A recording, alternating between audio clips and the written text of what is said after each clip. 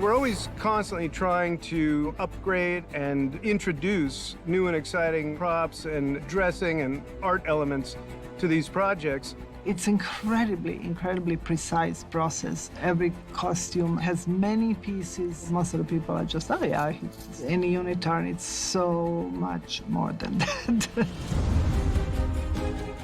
It was the question of staying true to what it was in the previous movies and yet make it appealing for the audience of 2021. They are different. Andrew Garfield's Spider-Man is way darker. His physique is also different. He's much slimmer and lengthier. Tobey's the original Spider-Man. It's a different colors. The web is silver. The muscles have been defined in a different way. Tobey's Spider-Man had to completely be redone because the suit was absolutely falling apart because, it was done in a completely different, 2001 technology. Camera set, ready, and action! We put zippers in a slightly easier position. So yeah, we made it a little bit more comfortable and easier to take off. And it was very funny when they were like talking to each other. Each of them was jealous of the other ones.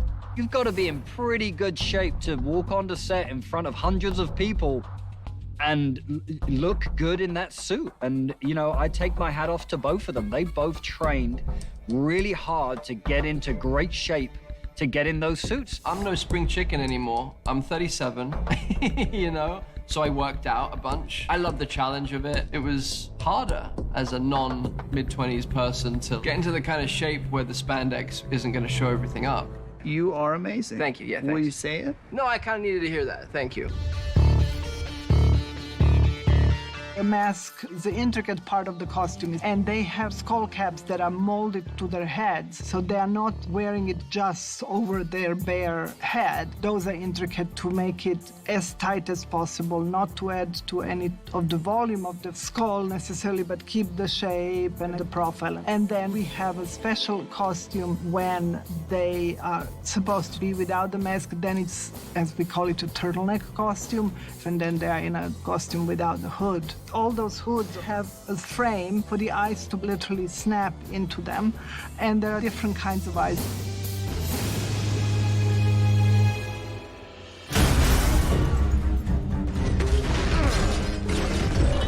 With Dr. Octopus, I wanted to update that costume to look more tailored, more tough, but without changing drastically design. I wanted him to be a little kind of more superhero-ish in a sort of modern Marvel, Sony sense of the word. So we changed the cut, but we also drastically changed the fabric. We adjusted a little bit of the color. His belt girdle, completely practical.